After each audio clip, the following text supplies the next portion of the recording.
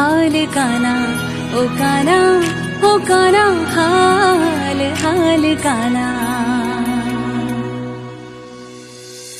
हाल काना मन द्वारका देखाड पडिला कान रे हे वाला रही ना शकूं तम विना हाल काना मन गोमती मानव